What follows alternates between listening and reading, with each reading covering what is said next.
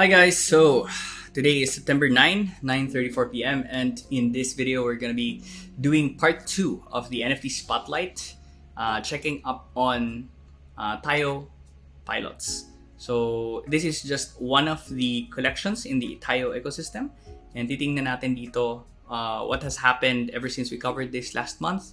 Ano na yung nangyari sa kanya, paano ba ito laruin, ano ba yung walkthrough na kailangan yung malaman if in case you want to get into this.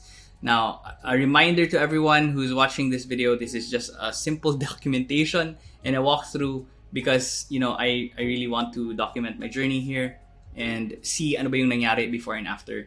Part of the whole DeFi staking gamified rewards or gamified DeFi. I would just say that para mas mabilis. But anyways, ito yung kinover natin siya. That was like last month. And then, ito yung in-expect natin na magiging itsura ng price pagka nag-game launch. And so, expect green candles when game launches. And ito na nga guys, ito na yung nangyari afterwards. Like, this is just insane run-up. That's at least 3 times or actually pag nahuli mo yung bottom na yan. Then, meron kang times 5 return already.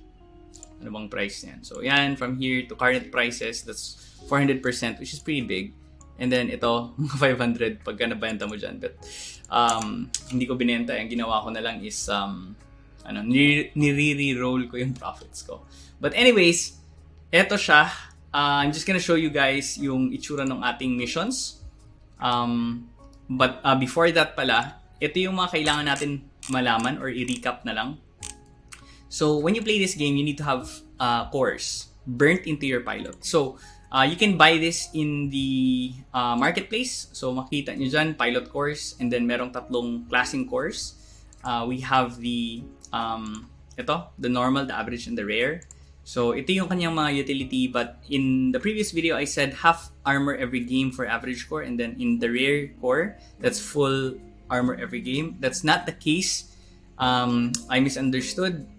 Ano pala siya? The first game, it's going to be half armor. Tapos merong bonus level up dito sa average. Here sa rare core naman, full armor siya. First game lang din. Tapos, full armor siya here, first game. And then every other game, you have to rebuy. Hindi nag-carry over. Halimbawa, bumili kayo ng 5 armor today. On the next game, reset yan to 0. And for these cores, average core at saka normal, meron kayong airdrop na makukuha. It's like a loot box that you can open for GP probably, and then pwede nyo rin siguro ibenta sa marketplace, up to you guys. And I think one of the good things about that is like if you burn the average or the rare, if you want to really go for it and you see yourself playing this game for a long time, probably mga 4 to 7 months ganyan, this is probably going to really ROI yung rare core. Pero again, isipin nyo kung gagawin nyo ba yan siya. Gagawin nyo ba in that, in that span of time. Kung lalaroin nyo ba kung magko-commit kayo dito. And so, pwede nyo rin naman ibenta yung pilot with, let's say, an average core or a rare core burnt at a higher price. Now, if hindi pa kayo nakapasok sa game and you're wanting to look into pilots na meron ng cores na nakaburn sa kanila, you can go here in Soul Sniper and then hanapin nyo lang dito yung mga mga pilots na meron nang naka-burn sa kanila na I would say core. So here, ang ginagawa ko is just Control F. Hanapin ko lang dyan average. Kung meron bang rare, wala. Normal, okay, wala. So only average ang meron sa atin ngayon. So the average is kind of like yun yung floor core. So nakita nyo dito merong mga binibenta at parang sobrang ganda nung nung bili kasi kung meron kang floor na pilot tas naka-burn sa kanya yung core, so parang +1 sol din yun.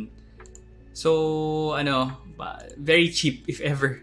Siguro yung mga tao na realize sila ayoko nito, masyado akong tinatamad or what, then pwede nyong i-take advantage itong trait sniper na to. Makikita nyo kung sino yung mga pwedeng bilhin dito or what if you decide to play the game again. So here, the thing that you have to know is, again, kailangan mo ng mga faction. Merong 4 na faction dito.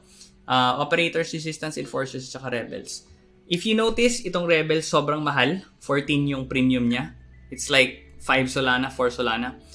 as opposed to these other factions. Now, the reason behind is because sobrang active ng faction na to. Even before the game started, people were giving a premium over rebels, and that's why sobrang mahal nila. And it's not just that. Sobrang cult thinking nila that they really leveled up their yung kanilang mga pilots. So, here in the pilots game, if you want to win, especially if you want to be eligible to participate in certain missions, so kailangan yung i-level up yung pilot ninyo. Now, may mga cost yan to do. So, halimbawa, at current prices, naka-update naman to. For example, merong level 10 yung requirement na mission. So, kailangan nyo mag-burn ng 19 GP total, 19.6. That's around $5. Now, syempre, kung gusto mo ng higher rewards, kailangan makapasok ka dun sa mga higher tier missions. So, yung pinakamataas na mission so far na tier is 35. So, basically, you need to burn $40. That's at the current price. Pwedeng umakyat yan, bumagsak, depending on the price of the GP. For me, ang ginawa ko, I had 23 sets. I burned around, $89 or $90. And then, ayan, mga 23 sets. So, basically, calculate natin. So, meron tayong level 50, So, meron tayong 4 na sets. And then, that's 200 times 89. So, at current prices, yan, mga 17,800. Wow, ang dami ko palang na-burn. That is insane. Okay. Wow, that's insane. Okay, anyway. Moving on. Pero nakuha ko naman yung mga GP ko sa mas mababang presyo. So, okay lang. But wow, that's just insane. Tama ba? Taka. Medyo bad ako sa math. Baka mamaya I'm just imagining things. Wait lang. So, I have 90 per level 50 ko kasi pinaabot eh. So, level 50, that's 23 sets. Right? And then per set, meron akong 4. Okay. Guys, kinabahan ako dun saglit. So, around, mga 57. Yeah, 471,000 pesos worth of upgrades. Pero, I would say dyan sa 8,280 na yan, meron na tayong na-return na 1,400. Basta, mga 1,400 plus. Ngayon, I was able to get around $900. I think almost 1,000. So, pwede na rin. Pero that's in dollars At saka mababa naman yung kuha ko. So, I think yung ROI ko nito mas mabilis. And I'm just in my second day. We have here a war calculator. Later, papakita ko to sa inyo. But basically, pasok na tayo sa missions, guys. If you connect your wallet, dito makita yung mga available missions. So, itong mga missions na to, there's a prep time involved. Let's say, pag may mission na pinost, one faction versus another faction, kailangan, I think, at least 6 hours yung lead time. So, ibig sabihin, ganun katagal yung prep time for you to be able to prepare your pilots to go into the mission. So, kung naka-burn ka ng core doon, eligible siya sa mission. If ni-level up mo siya, pwede siyang pumasok sa mga certain na mga missions. So, halimbawa, ito makita nyo may mga rank, minimum rank, 0, ito minimum rank. Siyempre, pag maliit yung, or walang I would say, no rank, right? Pwedeng nag-burn ka doon ng pilot, nag-burn ka ng core sa isang pilot, hindi ka nagpa-level up. Okay lang, lagay mo yung pilot mo dyan and then maghati-hati kayo dito sa GP reward. So, halimbawa, ano yung itsura nito? What is this mission all about? Ano ba yung itsura niyan? For example, dito merong mga 300 players in the resistance and then merong 200 mga 300 din pala. Hindi, 263 total na rebels na sumali dito sa mission na to. Now, ang nanalo dito by the end of the whole mission is rebels. So around 117 sila na nanalo. Mukhang merong nag-survive na mga 48 na ang tawag nito, resistances. Hindi ko alam kung bakit ganyan, but resistance pilot 48. Dapat 0 yan eh. But anyway, baka inaayos pa kasi marami pa tong bugs. This is just the first release and then inaayos pa nila. Marami silang ginagawang iteration. So, if you're early, you get to take opportunity dun sa chaos na yon and then really make money in, or make yields. Depende kung anong side ka, kung panalo ka o hindi, right? So anyway, halimbawa dito, 3,000 GP. yung prize pool. I-divide natin yan sa 117 na natira. So, pag namatay yung pilot mo in-game, hindi yun masasama dun sa rewards. So, ito, 117 yung number of survivors na rebel. So, that's 25. So, each rebel pilot na nandito sa mission na to will earn 25 GP. So, magkano ba yung GP na yan? We go here.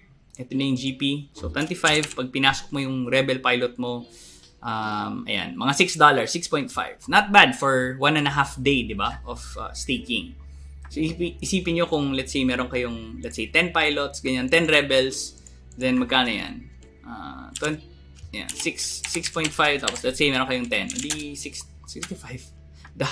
Okay, $65, di ba? So, just by playing this for 1.5 day and then winning on that side. So, here, you would be able to see as well itong mga high level na mga missions. So, ito, patapos na to, 14 minutes. And, yung mga natapos na ng mga missions, kung ano yung mga sinalihan ko dito,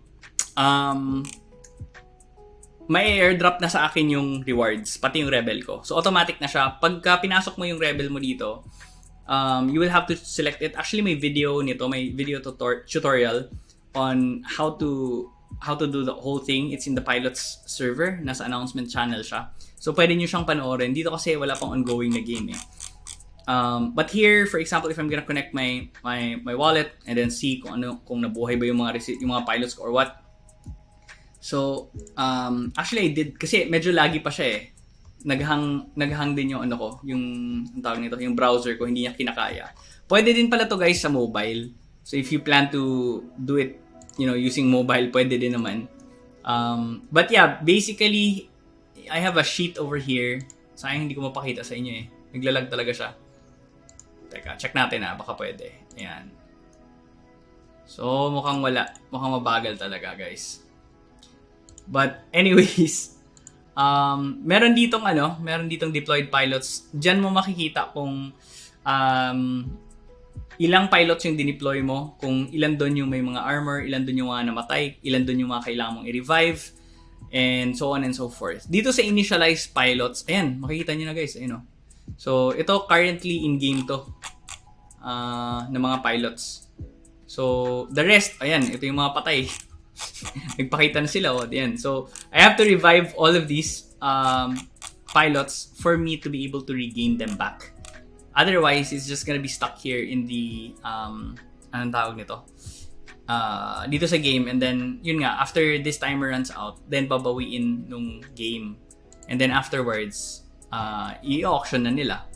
Ayan. So, medyo marami pa silang kailangan i-work on dito sa UI na to. But, again, this is just the parang first week of the game launch. Ang dami pang expect na marami talagang mga changes na mangyayari. But, yeah, okay, mukhang ayaw pa after, naghang na naman. So, or bulok lang talaga yung PC ko. Ewan ko. But, anyways, guys, here, dito sa pilot sheet, makikita ko dito yung payout ko. So, ayan. Dito, basically, may mga sinalihan ako mga high-level missions na nag-pay off din naman. And so, meron din ito, like this mission, talo ako. So, instead of, I lost actually kasi I have to pay the revival fee. And then, some of the missions, kailangan nyo bumili ng armor. So, ito yung sinasabi natin, ito yung minimension natin kanina na before you send out your pilots into a mission, or actually, pag sinend mo sila dun sa mission, meron dun upgrade armor, then upgrade nyo to full, especially if tingin nyo re-resbackan kayo ng kalaban. So, ayan. Ito yung current estimate na payout ko, which is 900 USD or 50.2 Sol. The last one was 1,400 USDC. Around, mga 9, I'm not sure if it was 80 to 90 Sol. Basta ganong amount. Kasi ang taas din ng GP at that time. So again, nagpo-fluctuate itong payout na to, or yung value niya, depending on the GP price, which is this one. So, nung first payout, dito talaga siya ang tindi. And then, lahat ng GP na yun, ginamit ko actually for re-upgrades sa mga pilots ko. Kasi gusto ko lahat sila mataas yung level or level 50 talaga. Ganun. Yeah. So, kailangan ng strategy dito. I suggest if meron kayong mga kaibigan, you wanna play this, or may mga nakikita kayo dun sa Pilots Discord na mga high-level players, try nyo na makipagkaibigan sa kanila tapos ikunin kayo as, you know, like under their wing, under their protection. Meron akong group pero hindi ko na, like full na siya. I won't be able to accommodate anyone anymore. But basically, ayan, if you wanna upgrade your pilots, you can just go here. Kukonek ko lang to. And then, dito sa stats window, makikita mo yung mga pilots mo dyan. Meron siyang not just level, but also yung mga stats included. For a few to mention, I think there's aim. So, aim helps you, destroy more of these. Parang maano nyo yung mga pilots. Parang, pwede nyo siyang, like, has a high chance to attack or to hit an enemy pilot. Ayan. So, ito yung mga yung mga stats. So, we have the rank. You can level up the aim. So, high rank aim, meaning mas deadly yung pilot mo. Itong agi, this one, if i-level up mo to, like, higher chances that your pilot can dodge the enemy's attack. Stamina is gonna be used for, I think, version 2 sa player versus environment. So, PvE. Currently, kasi PvP siya eh. And ganito yung itsura, guys. Basically, para lang meron kayong idea how the game works. Eto. So, ito yung itsura ng Faction Wars. Ito yung concept. Basically, isang faction lang yung matitira pagka, let's say, one faction versus another. And then, merong hina-harvest na pool or yung rewards pool na madidistribute equally among remaining auction players. Faction players. So, ang mangyayari is, eto na, wait, sorry, iba pala to na sheet. Hindi ko pa ito pwede ipakita. Okay, so, but basically guys, kung sino yung natira na faction, let's say for example, asan ba yun kanina? Dun sa mission na yun, sorry, sobrang gulo na ng video But like, if you go to the missions and then you look at, anong tawag nito? Itong mga missions na sobrang tight. Hanap tayo Ito. Hindi, Rebels. Yeah, ito.